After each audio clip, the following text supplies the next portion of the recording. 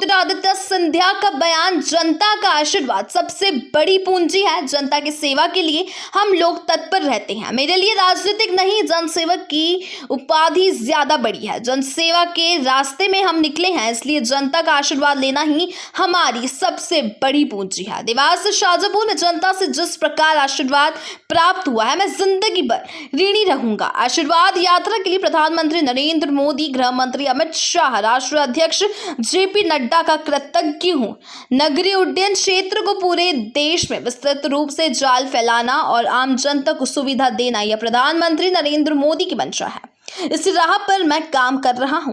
प्रधानमंत्री नरेंद्र मोदी बार बार कहते हैं, हवाई चप्पल वाला भी हवाई सफर कर सके। इसी संकल्प के साथ मैं काम कर रहा हूं। द्वितीय विश्व युद्ध के बाद नगरीय उड्डयन विभाग से जो क्षेत्र गायब हो गए थे, वहां से पिछले 4 सालों में उड़ानें शुरू हुई है। असम, उड़ीसा के छोटे छोटे शहरों सहित देश के छोटे छोटे शहरों में एयरपोर्ट शुरू किए गए, जहां से 140 से 270 फ्लाइट उड़ान भी शुरू हुई है। मैंने जो कल निवेदन भी किया था हवाई अड्डे में, जनता की आशीर्वाद सबसे बड़ी पूंजी जिंदगी में होती है और जनता की सेवा के लिए हम लोग तत्पर होते हैं। इसलिए राजनीतिज्ञ कम और जनसेवक ज़्यादा, मेरे लिए वो उपाधि ज़्यादा आकर्षित है। और जनसेवा के रास्ते पे अगर हम निकले हैं तो जनता का आशीर्वाद प्राप्त करना ये सबसे बड़ी पूंजी होती है ज़िंदगी में।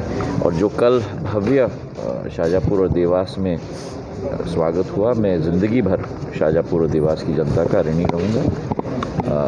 जो पद और जिम्मेदारी मुझे दी गई है प्रधानमंत्री नरेंद्र मोदी जी के द्वारा, हमारे पार्टी के अध्यक्ष जेपी नड्डा जी के द्वारा और गृह मंत्री अमित शाह जी के द्वारा, मैं उनका कृतज्ञ हूँ। और नागर विमानन क्षेत्र को पूरे देश में विस्तृत तरीके से जाल बिछाना और आम जन को इस यात्रा की सुविधा पहुँचाना, ये प्रधानमंत्री जी की मंशा है और उस मंशा के अनुरूप कार्य करने का पूरा संकल्प मेरा है।